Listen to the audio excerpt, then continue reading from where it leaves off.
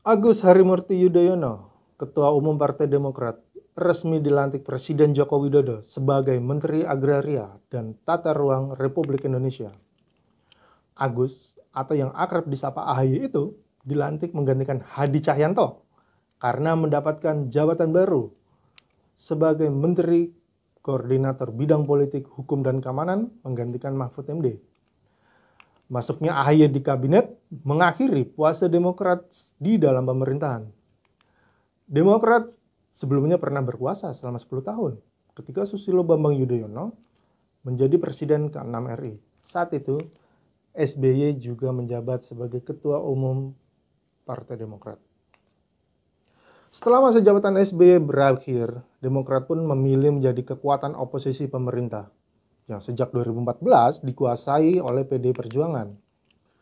Storyline bakal mengupas perjalanan Demokrat yang sebelumnya memilih jalan berseberangan, tapi sekarang justru login ke Kabinet Indonesia Maju.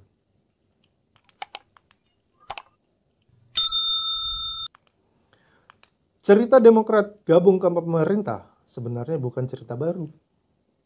Ketua Majelis Pertimbangan Partai Persatuan Pembangunan, Romahur Muzi, pernah mengatakan bahwa Demokrat nyaris saja bergabung ke koalisi Jokowi di tahun 2019.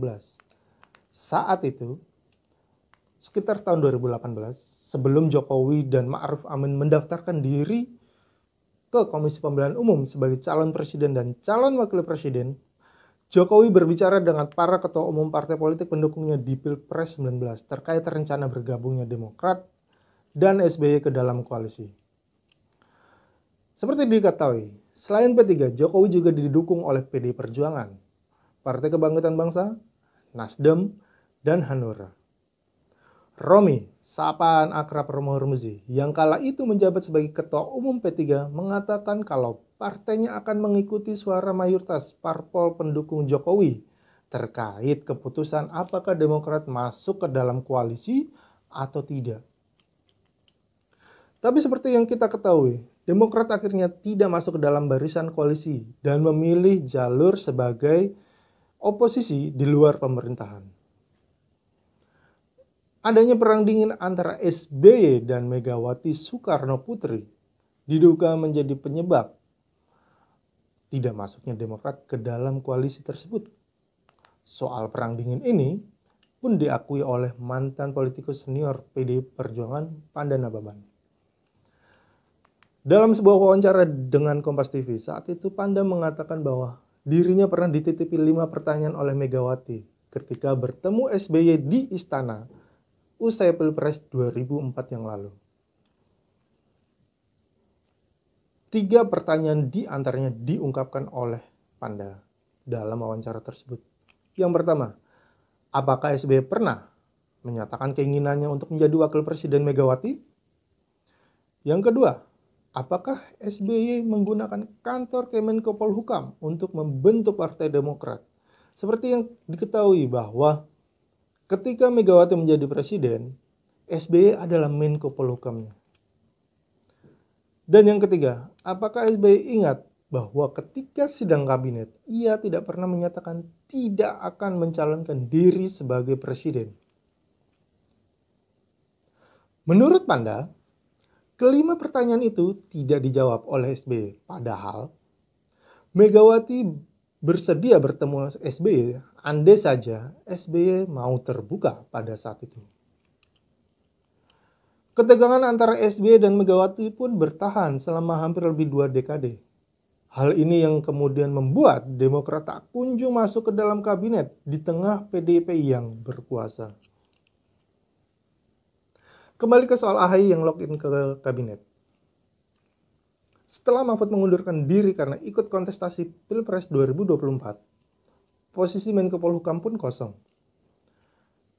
Presiden Jokowi sebenarnya sudah menunjuk Menteri Dalam Negeri yang juga mantan Kapolri Tito Karnavian sebagai pelaksana tugas.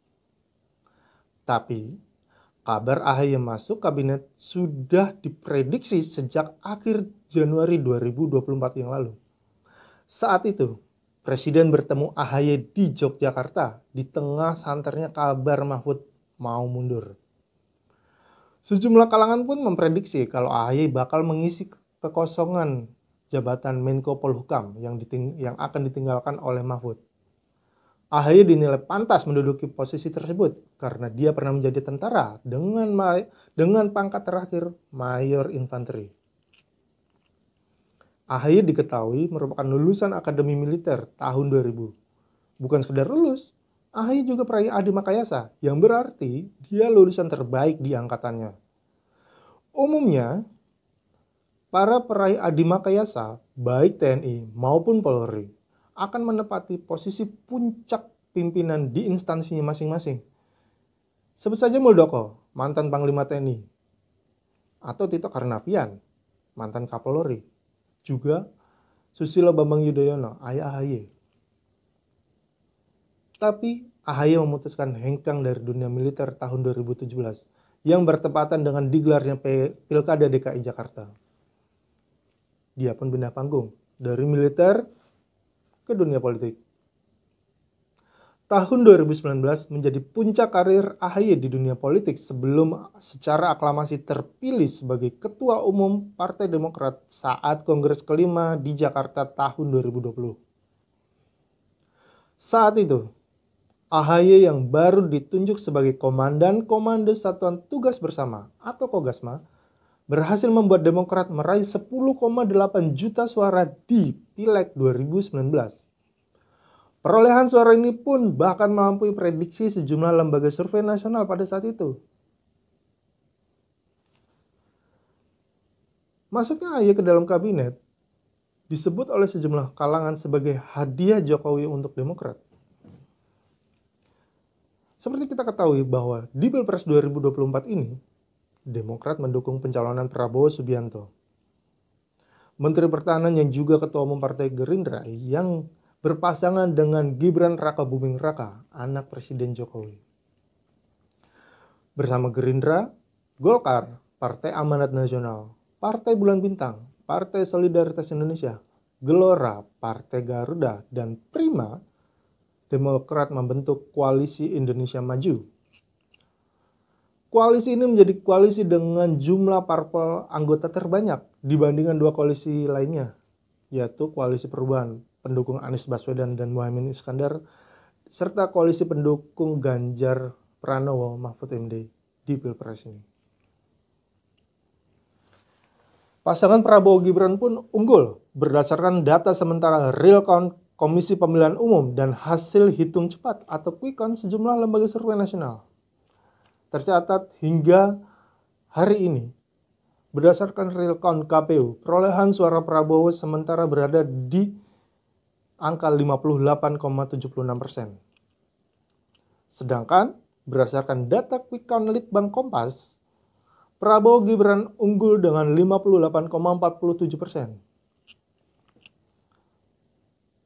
Selain itu, masuknya AHY juga dianggap sebagai upaya Jokowi untuk bisa soft landing di akhir periode kepemimpinannya, serta lepas dari bayang-bayang PDI Perjuangan, partai yang membesarkannya selama ini.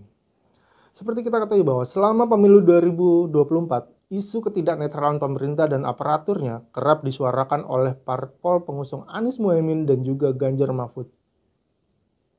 Mulai dari putusan Mahkamah Konstitusi yang dinilai memberikan karpet merah kepada Gibran untuk menjadi cawapres Prabowo, pergerakan aparat keamanan, penyaluran bantuan sosial yang disinyalir sebagai upaya untuk mempengaruhi dukungan masyarakat kepada pasangan 02 Prabowo Gibran, hingga dugaan penggelembungan suara melalui aplikasi Sirekap. Ganjar pun telah memerintahkan partai politik pengusungnya di DPR yaitu PDI Perjuangan dan P3 agar menggulirkan wacana hak angket. Gayung pun bersambut. Wacana itu didukung oleh Anies Baswedan, meskipun hingga saat ini belum ada realisasinya. Munculnya wacana hak angket disinyalir dapat membuat Jokowi crash landing di akhir masa jabatannya. Masuknya Demokrat yang selama 9 tahun terakhir puasa di kabinet diyakini akan membuat benteng pertahanan Jokowi di DPR akan semakin kokoh apabila wacana tersebut jadi digulirkan.